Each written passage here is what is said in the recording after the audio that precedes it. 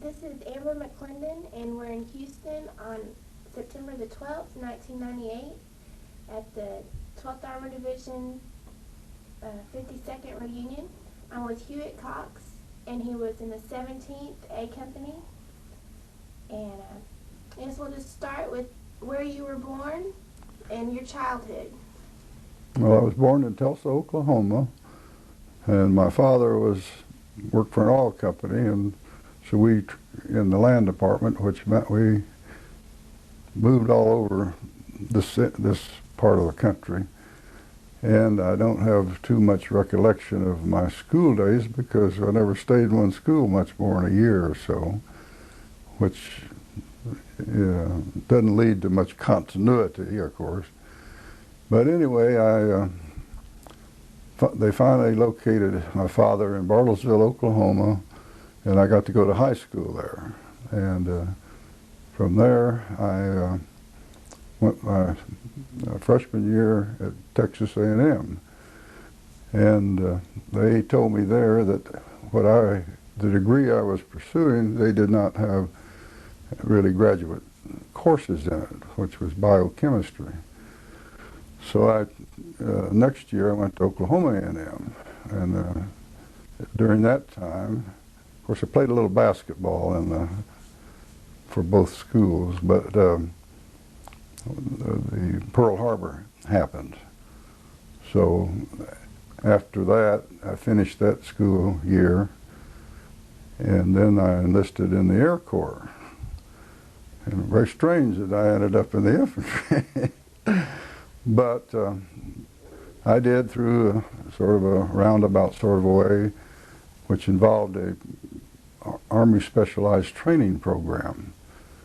And when the Battle of the Bulge was imminent, I presume, they decided they needed these young people to fight rather than sit in a university someplace. So they closed the school out. I went to ASTP, was at Colorado School of Mines, and everyone there was a cadet or had been in the Air Corps. And at that time, the Air Corps was part of the Army. It wasn't a separate force. But when they closed the school down, which they did all over, as I understand, in the States, we were all sent to the infantry division.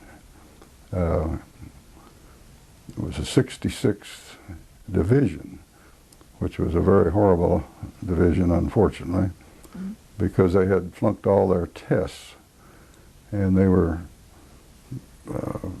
sending all the key people away from it and trying to reconstitute it. And I had basic training again for the third time. And we had a smart lieutenant, one of the new little lieutenants, was smart enough to go through the records and find the ASTP people and put them all into one platoon, which made life a little more bearable. And somehow they had a man who was not in our platoon or anything. His last name was Cox, same as mine, who messed up all the time. So they got rid of him. Well, headquarters put my name on the orders rather than his. And fortunately, I got out of that outfit and went back into training again for umpteenth time. And anyway, long story, but from there, many months later, was sent to Italy as a replacement. And at Italy, we spent Christmas of 44, 43, 40, I imagine, 43 maybe. I do not have a good memory of dates and places, unfortunately. And I'm sorry. How did you get to Italy? Did you stay in the States? You didn't go over with the 12th Armored? No, see, I was not a part of the 12th Armored until, I was just a replacement, until after Herlisheim. Herleshine was the reason that they had to get all these new people in there to replace who all had been captured. So you didn't go to Camp Barkley? Never went to Camp Barkley. Never went to Camp Never heard of the 12th Armored until I arrived in the 12th Armored, Okay. which would probably been January, late January or 1st of February, of whatever the proper year was. What would that be, 45 maybe? I don't think about that much. But anyway, we joined Company A, the 17th Armored Infantry Battalion, up close to Strasbourg. And of the original company, which had about 250 people in it, we were told there was 18 of them left, and or some number like that. So they took the remainder and made them all non-commissioned officers. And being in this weapons platoon in the States, then I was trained on the 60 millimeter mortar. So I got to be the mortar gunner for the squad or platoon. And it's strange, but I have no remembrance of what platoon we were in. When we got up there, and you can imagine after all these people they didn't know what happened to them. They suspected they were captured, but it was traumatic to the ones that were still there, you know, and they didn't know. They just, and the NCOs, they weren't trained as NCOs. They were the ones that were still there, you know. So they weren't very expert at what their jobs called for, through no fault of their own, of course. And we went to a little bit of training, throwing a few grenades around and everything, which I was told that we were making a show of force. We'd get out on the highway and walk up and down and everything, which actually we thought it was typical Army, a little crazy, you know. And but it obviously must have had some purpose. And we didn't encounter any combat at that moment. And then they sent us to help the First French Army out at the Colmar Pocket. And so we headed up and went south. And of course, what's kind of unusual and what was very upsetting to me for you know, being in schools and you were associated and had friends and everything. We didn't have anything. I mean, we didn't know anybody. And only people that we ever saw was basically the so-called 8 men in our half-track, which we never, I don't think we ever had a full 8 men, but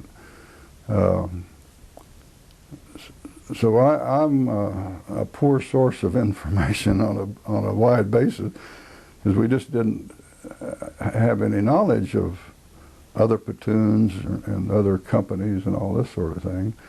And they kept you out. Sort of a mission was to get out in front and go behind the enemy and try to cut off their supplies and so forth, as well as being just a regular infantry or doughboy type person.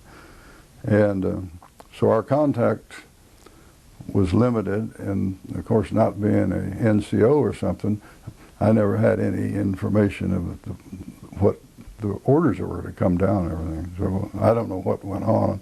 But anyway, we went down to the South France, and it was unbelievable in a lot of respects, because nobody knew where the Germans were. We would, for some reason, I ended up with the lieutenant, and we'd get to a village and we'd go in cautiously and and try to find somebody, French or Germans, and we'd find French a lot of times. A lot of times they were in the commanding officer was in the bed sleeping, And they didn't know. I said, well, it's down the road, down the road. And of course, we didn't speak French and so forth. And finally, we found them, and the weather closed in. But they still were able to do a certain amount of aircraft bombings and strafings and so forth. The thing that I remember at the Colmar pocket was it was close to the Rhine River, had many, many canals. And of course the ground was frozen, some snow on it. After coming down there were some real nice, pretty days. And you heard all this stories about the mechanization of the German army and everything.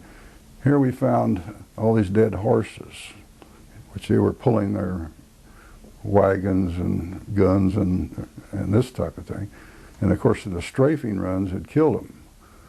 And with all these canals, there wasn't any way to get across most of them because they'd been blown out some of the bridges and so forth. And we had to, we didn't have to, but I crossed a number of canals on dead horses. I walked across them, which was kind of nice. You didn't have to, get wade crossed up your neck. And but anyway, but the upshot of all that was, me personally, was I got trench foot, and I got it because I was lucky enough to find some galoshes or overshoes that they didn't issue us, and we call them four buckles. But the ground was frozen, and when I tried to dig in with my shovel, it cut the bottom of it, unknowns to me, of the right shoe, and the moisture got in there, and of course it was extremely cold and all, and finally I had a chance a day or so to take off my shoe, and my foot was pure black. And of course it hurt a little bit. And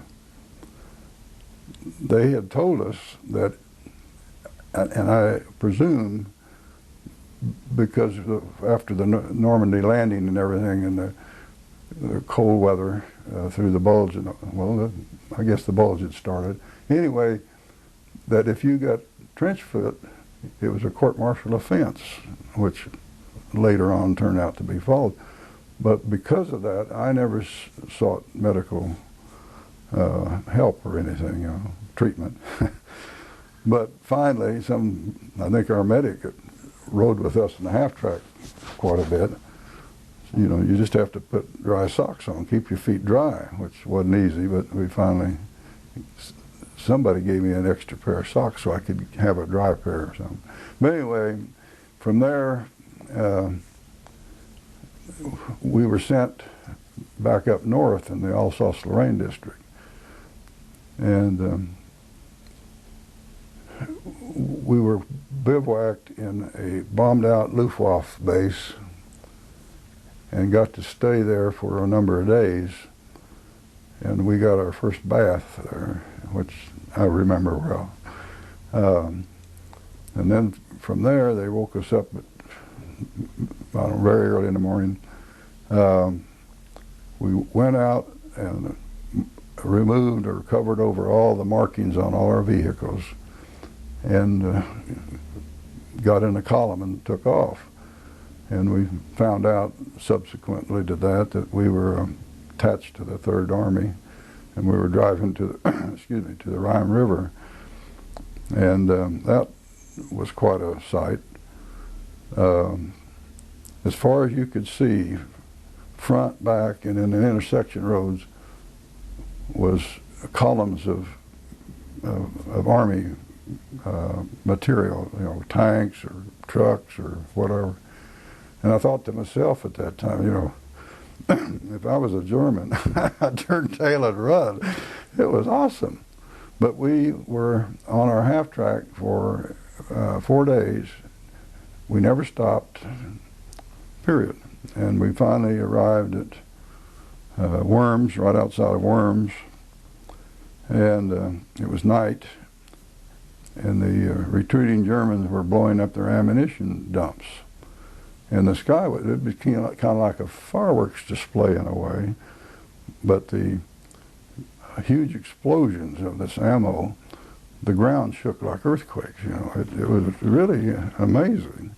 And yet we were far enough away that you knew it didn't affect us particularly, but it was awesome, I guess you'd say, to see all that. And then orders came down that they weren't sure that they had a bridge or anything, and I think we were bumping up against, you know, units from the, I guess it'd be the Third Army. I don't remember now, far enough north, and to go to the Rhine River and go south and fan out and find a bridge that was not blown out, which we did. We went several days down there, fast as we could, and we never found a bridge that was not blown. We went through a lot of little towns and so forth, and sometimes you had to fight, and sometimes you get to not fight, you know. And finally, they radioed and said that they had a bridge at Remagen. So we turned around and went back, and I don't know, it took a day or so to get back up there. And by this time, they had put this pontoon bridge in that would hold tanks and heavy equipment.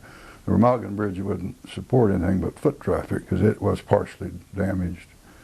And one of my remembrances was that when we got up there, of course, we were riding in half tracks, and you're sitting up above the ground a certain way, and you came up and turned to go across the bridge, and as I looked over the side, there was a big foxhole, and you could see the helmet of a man about 3 or 4 inches below the ground. And he looked at him close, and he had MP on his shoulder, and he was going like this, directing traffic, and you couldn't see him, you know. It was kind of funny. And they were, you know, trying to blow out the bridge and so forth, but we got across without any problem. And of course, we're not the first units, and the units that gotten across had gone a little ways up the plain, you know, the plain and then the hillsides and so forth. And another remembrance that I have there is some tank unit had gotten up the road maybe, I don't know, a few miles, and they'd pulled off. And it was the morning time, so they were cooking breakfast. And you could smell, or I don't know, to me it was miles, but I'm sure it wasn't, bacon frying. Now, food is something that we have very little of, and so forth, and not hot food or anything. It was always C rations or K rations. Well, mostly C rations. K rations were a luxury. Anyway, smelling bacon. I couldn't believe it. So I made the half-track driver stop and went out and asked this tanker, where'd they get this food, you know? And he said, well, we have 10-in-1 rations. I never heard of 10-in-1 ration. I said, what does that mean? And he said, well, it'll feed 10 people for 1 meal or 10 meals for 1 person. I said, oh. I said, well, I want some. He said, we're not going to get any ours, I can tell you that. And so I was on the lookout for some 10-in-1 rations. It actually had preserved like bacon and stuff that you could cook. And I think maybe before the war actually, or the fighting actually ended, that we ran into it once or twice and got some 10-in-1 rations. And to explain that, we had a kitchen, of course, attached to the unit, but we were always way out in front, and there was no way for them to supply us with food like they would have maybe in a normal situation. And at one stage of the game after that, as I remember, that they told us that we're going to hold up here, stop for a while, and the kitchen's going to bring up hot food. And you know, that was really a luxury. So we messed around. Pretty soon they brought up the trucks, and they unloaded this stuff, and they spread it all out, and buffet style and everything. And And I go, okay, you guys, so we run down there and get their food. And the Germans dropped mortars in on it and blew it all up. And of course, everybody hid out from wherever you could. And then when they quit, it always amazed me how they knew exactly how to wait long enough, and you almost could taste the food, you know, and then boom. And we ran back up there, we quit firing, and tried to brush off the bread. And it was full of gunpowder and everything. You just couldn't hardly eat it, you know, everything. So we didn't get any hot meal on that occasion. And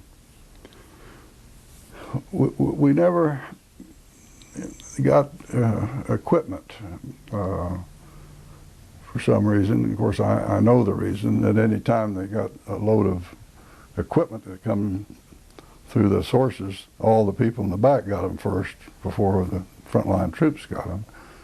So consequently, we were poorly equipped for the weather and so forth and protection. And one time, and my remembrance was shortly after that incident of the food, they came up and said that they had received, I can't think of the name of them, but they were pants that turned the wind, which we called them nylon. We'd never heard of nylon before. And it was quite a prize to find something like that, you know.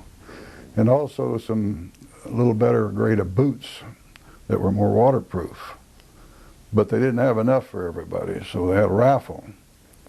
And lo and behold, of course, me being large, it was hard to fit me. And I didn't win anything in the raffle, of course, in my size and all. And so a captain, I don't think it was our captain, but some captain won the pants and the shoes, which I always thought was strange. And it wasn't, I don't think it was a half a day, maybe a day before he got wounded. And he was laying there. He wasn't, you know, really blown up or anything, but he was wounded. And I asked the sergeant, I said, you suppose it would be wrong for me to go ask him if I could have his pants and shoes? And he said, no, he got a use for them. So I've obtained a nice pair of pants out of it. And the shoes didn't fit me, so I didn't get the shoes, it turned out. But anyway, we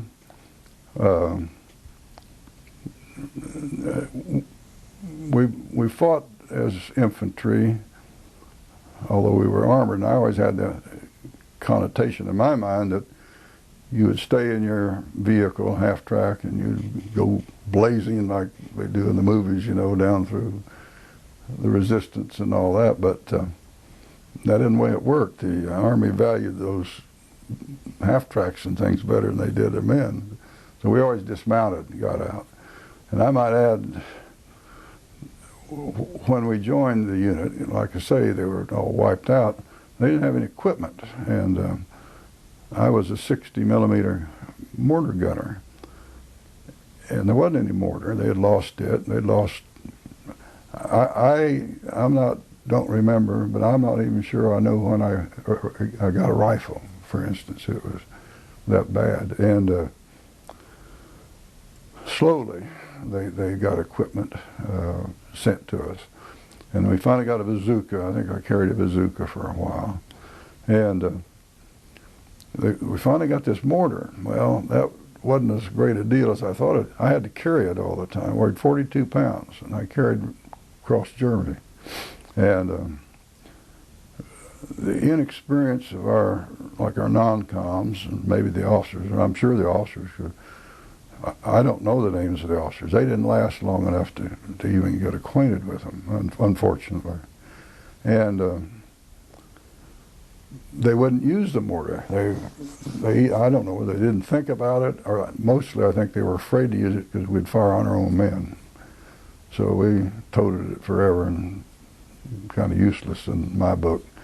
And then I had ammo bearers with me, and they carried the shells. And again, we kind of wondered why, but mainly we fought as infantrymen, you know, with our personal weapons. We finally got far enough down in southern Germany to where we began, of course, the resistance began to lessen, and you'd run into a number of towns that had no, I don't know how to put it, active German army people, but you'd have the Home Guard. And it was interesting that they had to make a show of force, and these people maybe would be, well, they're all World War I people, and they'd put on these old uniforms, the hats with the spikes on top, and they'd come out on the edge of town and shoot at you. Of course, their shots kill you just as quick as anybody's, you know. So we weren't too pleased about them, but they would surrender pretty quickly. As soon as you shot back, why, they'd surrender to you, which we caught on to pretty quick. And the German people would hang white flag sheets, stuff out of their windows, if there wasn't any army personnel there in that town. And in those places, when we saw that, we could just stay on our half track and just roar right through town. And it speeded up things a lot. And occasionally you'd run into some that they didn't, but quite often back in time, when there was real organized army resistance, our mission was to get out. We wouldn't stay on the roads, and get out in the fields and try to get behind them and cut off their supplies and communications and all, which we were successful in a number of instances to doing this.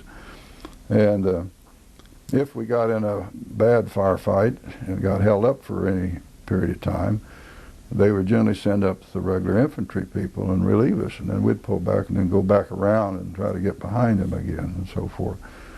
But, you know, outside of some highlight emphasis and everything, so I was on this big speed, I don't know how you call it, my memory followed.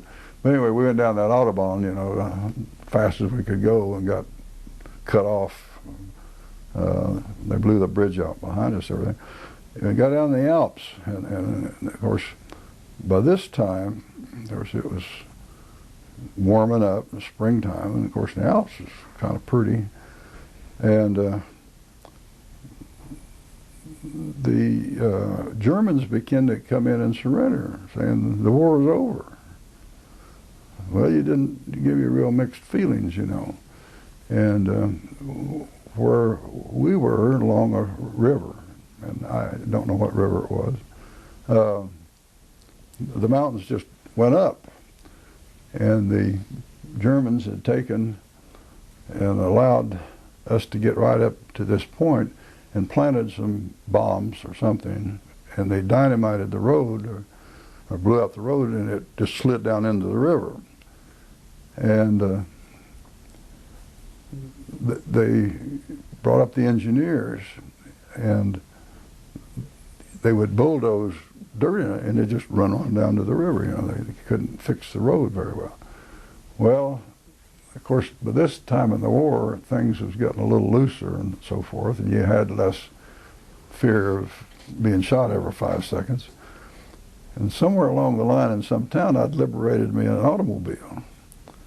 Boy, I was proud of this car, you know, and I don't know how I drove it down in the Alps or something. Somehow I had this car. And the engineers came up there and they confiscated it to push it over in there to start building so they could build up. You know, they pushed everything they could get their hands on over there, which helped them get the road built back up. And but boy, I sure was sorry to see my car go out. That was a big disappointment. But anyway, while this road was out, we went up on the side of the mountain and went around the bombed out road place and put up a machine gun post And we found a cave where the German soldiers had occupied, not a very big cave, but it was interesting. They had left it so quickly that all their personal belongings were still there, letters from home, pictures, and all that sort of thing. And we put up our machine gun on the road very close to that. And of course, normally nobody tells you much what's going on. We did get to go back and go to the CP, which was warm. And as soon as myself and another fellow got back there, the Germans started shelling the CP, so that wasn't fit to stay in. So we ran up on the side of the hill, and of course, food was, somehow you didn't have any regular channels of giving you food all the time. And when we were up there, the engineers had come in there with their low-boy trailers with their bulldozer stuff on it and everything, and they were sitting down there alongside the road, and the Germans were from Italy. They'd pulled out of Italy, and they were an anti-aircraft outfit, and they were over on the mountain across the river, and they had good observation. So anybody would move, if it was an attractive target to it, got shot at. For an individual, they wouldn't waste the shells on. I probably didn't have that many. But this big old low-boy trailer was a good target, so they shot it. On the front end of this trailer was a big iron box that they carried all their supplies and shovels and everything. It also had a whole bunch of K-rations in there, quite a few K-rations. And when the shell hit that box, K-rations showered all over the place. So the Germans were very methodical. You'd count when they'd shoot, and when we knew they weren't going to shoot, we ran down there and we'd get armloads best we could of these K-rations. So this was our food for from our own thing. But anyway, I had to go back up and relieve our machine gun post up there, and the fellow was with me. So we got back up there, and then all of a sudden here came a bunch of, I think B Company, but I don't know what company it was, that infiltrated through us and went up this road. And that made me feel good because we had Americans in front of us. And so time went on and on, we were relaxing and we sitting on our machine gun, but we weren't worried. And all of a sudden, these guys start running back down the road. And I said, what are you running for? Where are you going? And they wouldn't talk to me. They were running for their life, you could tell, God almighty. So I went out there and tackled one of them and got him to tell me what the story was. And this company had gone up there, and a elderly general, probably a reserve or retired German officer rank, I don't know what rank was, but he was high up at one time. Anyway, he was going to surrender the village and all that. So he would not surrender to anyone less than a field grade officer, which was a major or higher. And normally we had nobody like that around here. So I don't know how they got by us. Of course, there was different ways on the side of the mountain.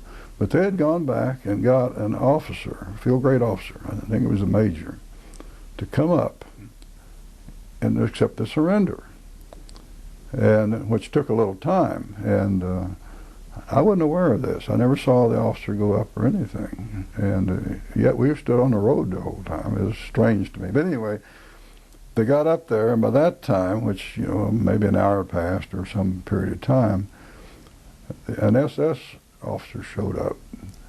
And when our major got up there, they told him in no uncertain terms they were not surrendering, and this old man didn't have anything to say about it, the German officer. And they gave him 10 minutes to get the hell out of there. And that's why they were running down the road.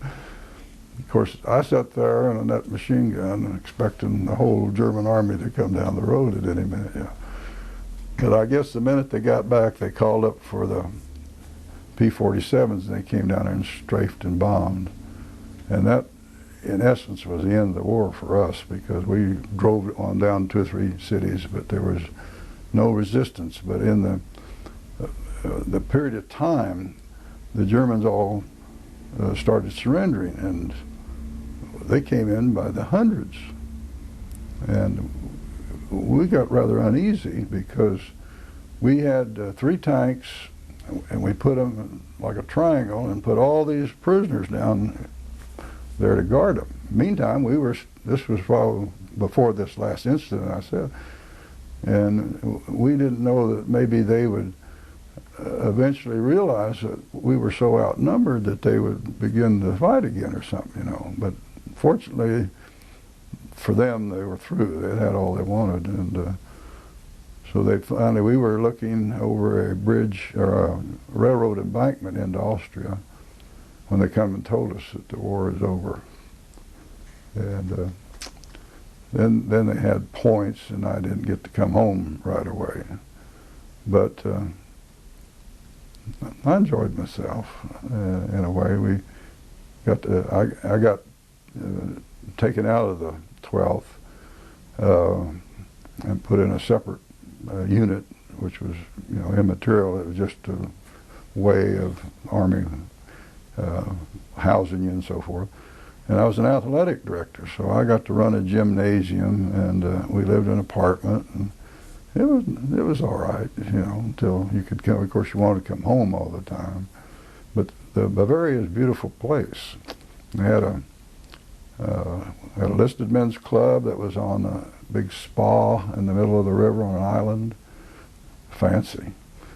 And 3 miles up the river was a big castle, an old castle. Then that's another thing I'd like to add.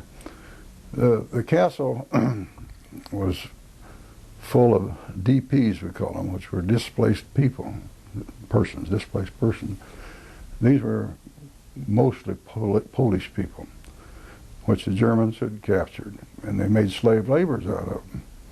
And they'd sent these particular people to the farms to assist the farming efforts and everything. And as you have probably heard and so forth, of the concentration camps and all that thing, and then the people that lived German towns 3-5 miles away didn't know what was going on. That's not true in my book.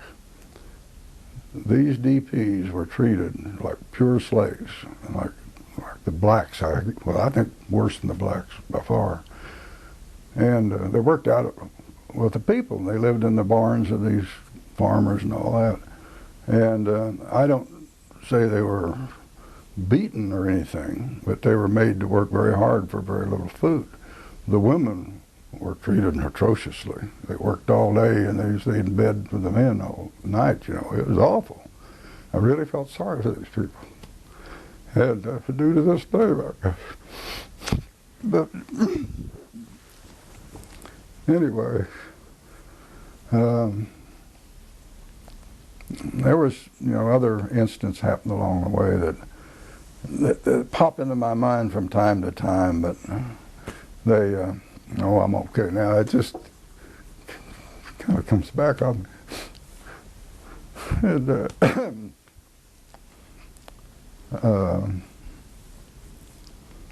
we tried to help those people the best we could, but we didn't have anything. And I guess the Army kind of came in and finally helped them. Some. But anyway, we made out, and we were finally relieved, and went up to Belgium, Antwerp, got on a ship and came back home. And I know I've left out many instances that during this reunion I've told different people's stories, but I don't recall them right at the moment. And you know, but that was basically my war experiences. Is there anything that you'd comment or want to? I can think of anything. Did you have excuse me, did you have any involvement with the with the concentration camps at all? No. I did leave out one instance, so I thought was most unique. We did liberate a prisoner of war camp, and quite a few of those prisoners were from the 12th Armored Division. And of course our sergeant, being in the unit before Herlesheim, he knew some of them, you know, and that was quite a heart-rending day, that day was. But no, we did not, fortunately I think, go up to any concentration camps. I really think, in a way, when they ever, of course, some of the units just discovered them naturally, but they kept pushing us to the front. We didn't get to tarry around, and that's my opinion. We were always right out in the front, and even when we liberated this POW camp, I doubt if we stayed there an hour. We were pushed right on to the front, and of course other people came up and did what they could for them, you know, but no, we didn't get to see, although some of the unit people, different platoons and companies and all did, and I've heard a lot of stories about it. What did you do after the war? When you got home, what did you do when you got home? I came to Houston. I went to University of Houston and got my degree. And of all things, chemistry, because that was the quickest way I could graduate. I had more hours in chemistry. And something I think today that the younger people have that's an advantage is counseling. Now, I was always intrigued with chemistry and had a wonderful high school teacher. And so I decided to myself that, you know, I'd like to be a chemist.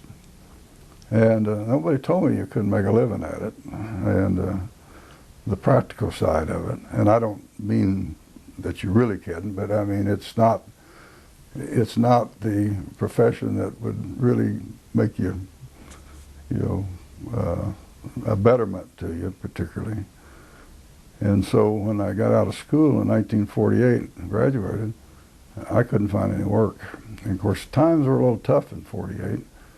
This was when Truman won the election that he wasn't supposed to win. And I did get to work here in town for a company named Tube Coat. We coated oil field equipment with plastics for corrosion prevention and control. And while I was working there, they had a reduction. As a matter of fact, I went to work in chemistry, of course, and they had a reduction in force, and things weren't going good. So I had to go out and work on the floor just like everybody else for a while. And then finally times got a little bit better, and a salesman came by, and they called me up the head office and said, "This man's from DuPont. He's got a product they want us to try. It's called Teflon." And the early days of that, they couldn't handle it. It's very slippery.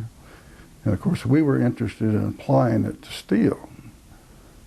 And we could apply it to steel, but it wouldn't stay on it. And so I did some work with the DuPont people, and they got a primer and put on there, which helped there. But it's interesting, in order to cure this Teflon on our pipes or whatever we had, we used flame, like a blowtorch type of thing, to cure it and on there. And the only commercial product that the company ever realized out of this was in the chemical plants down here where they make butyl rubber, synthetic rubber. In the process, it starts out gaseous material, and then it coagulates. And of course, it's sticky rubber and stuff. And as it went through the process, they had baffles And these baffles they'd have to stop every day and take out and put new baffles in because the stuff stuck on them, and then finally plugged up the process.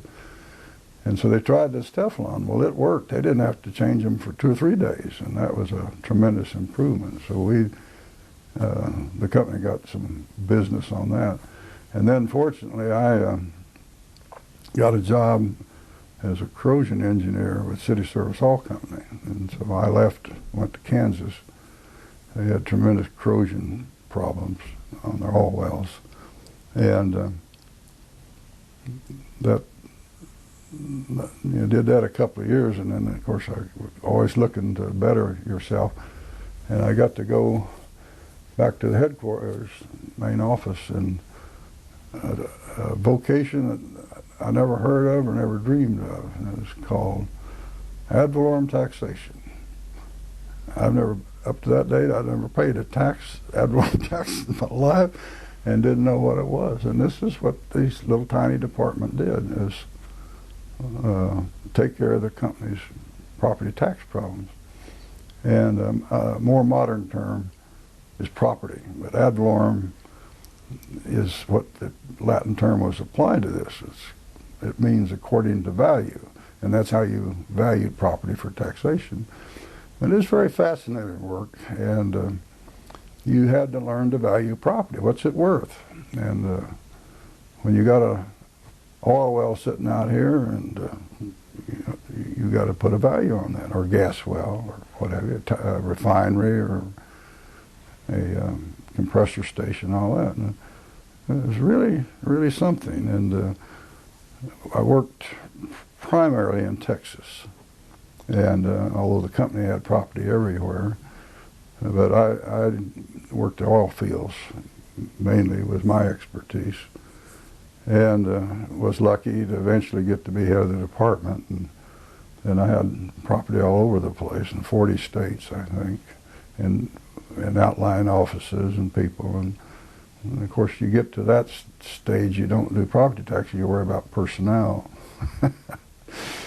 And that's another field that they don't train you. You sort of self-learn in it. And we, of course, had the human resources department. They were more a hindrance, they were a help to me in my book, because we were so specialized that there wasn't any college that had a course in property tax. They do now. A few of them do. But they didn't then. You had to hire a person that you thought had qualities and train them. It was all in-house training, all that thing. But anyway, it was 32 years with City Service Oil Company, and the Occidental Petroleum came in and bought them out, and with our own money practically, stealing. And I was 62, and I could have came to Houston with the company, because they split up our department. And I had a very good friend who I'm going to leave today to go be with, that lived here. And every time I got a chance to get anywhere around here, I'd always come down here to be with him. And I watched 610 grow and all that. I had no desire to come to Houston, Texas whatsoever. So they had a early retirement package, which I took. And that sort of brings us today, except I might mention I was a big bass fisherman, and when after I retired, I moved up on a lake. I got a place up on the lake, and got a dock, and beautiful place. And I built it up over time, and hard work. And it got so that all I did was work. I didn't enjoy it. It was too much for me. And so about a year or so ago, I decided I've got to get out of here. My health's fairly decent, but I couldn't see slaving away the rest of my life on this place, so we sold it. Fortunately, found a woman from California that had money, and got a reasonable price for it. And we moved in a little patio home, they call it, in Tulsa, Oklahoma. And then at the time of moving, I got a letter a few weeks afterwards forwarded, and it was from Charles Gannon, who was looking for people in his squad. And this was the first time I had ever heard there was a 12th Armored Division Association. I never knew it existed, which is real strange to me because in Bartlesville, I was on the board of directors of the American Legion for quite a number of years. And for some reason, it never showed up in my knowledge, you know. And yet it's been in existence since '45, they tell me. So I thought that was rather unique, you know.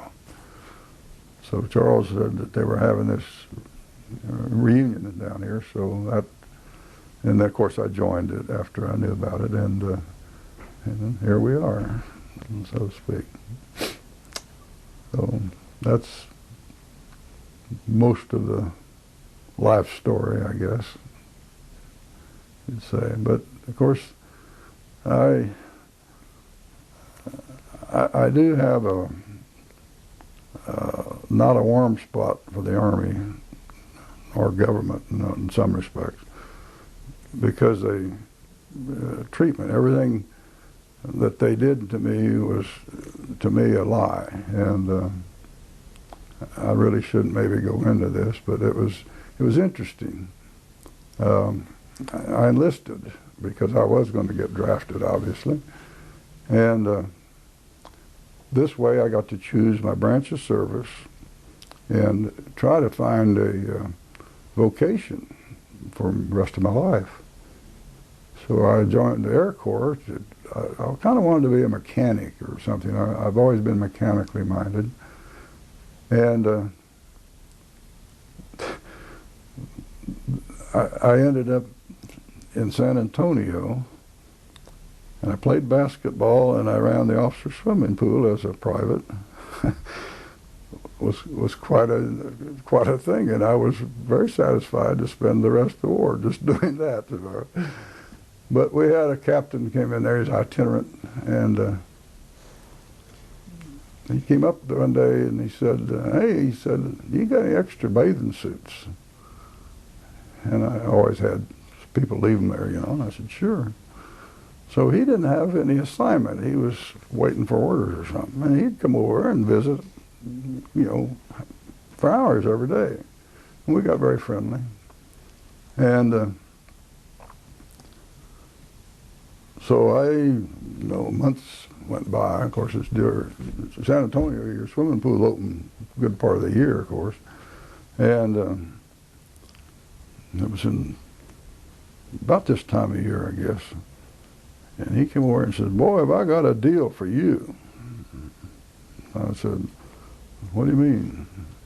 He said, "Well, they got a program called the ASTP program, and you'll get in it and you get back to college, and you need to go ahead and get some more of your education."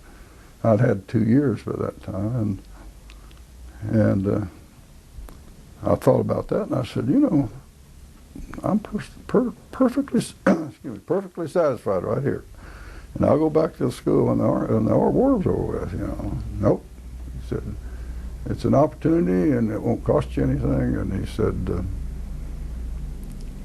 "You're going to go to the ASTP." And I said, "No, I'm not."